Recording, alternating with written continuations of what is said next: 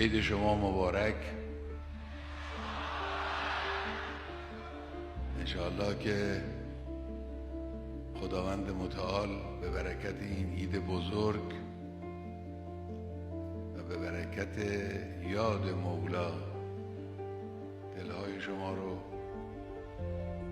همواره با الطاف خود و سکینه و آرامش خود و لطف خود نورانی کند. در قرآن کریم آیاتی هست که به غیر از مسئله قدیر به مسئله دیگری قابل تطبیق نیست. همین آیه معروف الیوم یئس الذین کفروا من دینکم فلا تخشوهم واخشون الیوم اکملت لکم دینکم و اتممت. الله اکبر، الله اکبر.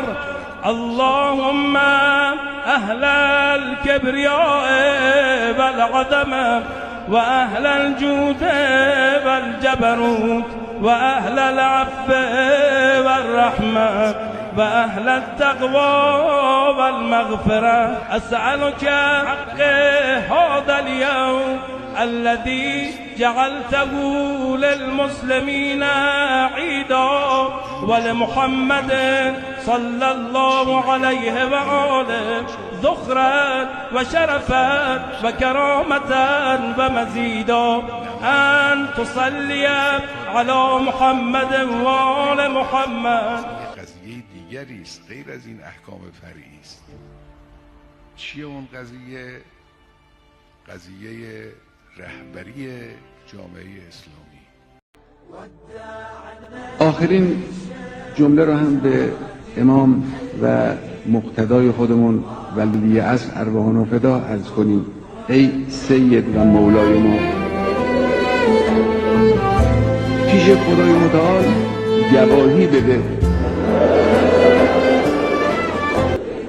که ما در راه خدا تا آخرین نفس ایستادیم.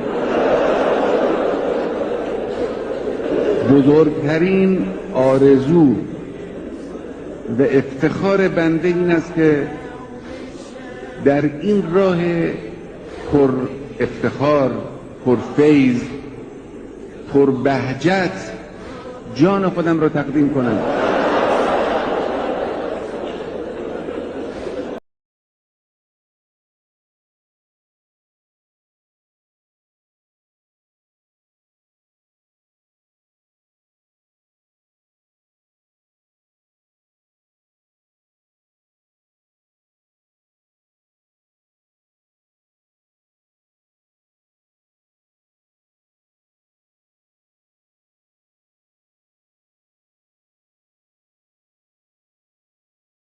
انا لله و عید انا قدیر ملت بزرگ ایران که عید قدیر روز اعلام خلافت ملت بزرگ ایران امیرالمومنین علی بن ابی طالب علیه السلام است. امیرالمومنین علی بن ابی طالب علیه السلام با نوشیدن شهد گوارای تعبیر شهادت قرآنی در ماه مبارک در این رمضان روز خیلی به ملکوت چشمگیر و اعلی حساس است. چطور سردار؟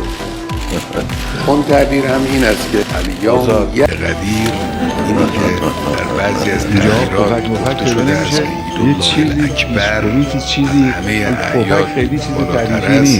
نیست. علت این چیزی به وجه بچه‌ها این بدید چیست؟ اقلا به در بزرگا که قرآن نمیرسیم. کریم آیاتی هست که به غیر از مسئله قدیر به مسئله دیگری قابل تطبیق نیست.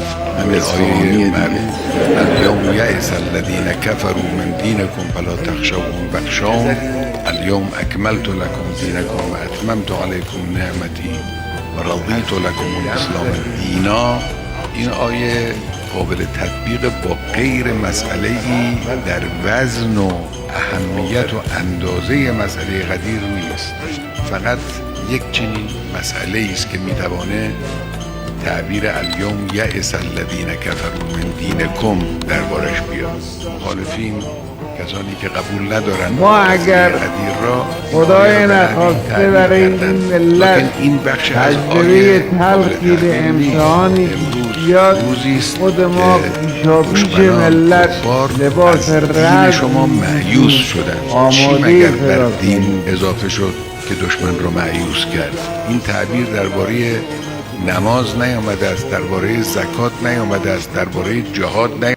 هر کس خدا با اوست او پیروز است، چون قدرت متعلق به ذات مقدس پروردگار است. ما با خدا باشیم، در راه خدا باشیم، پیروزی قطعی 100%.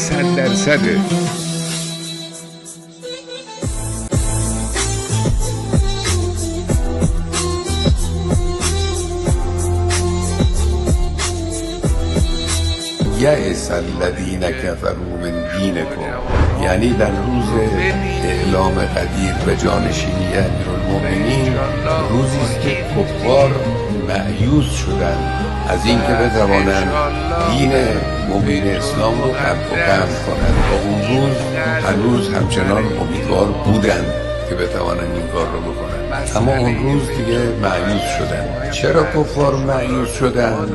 این به خاطر تداوم حاکمیت سیاسی اسلام.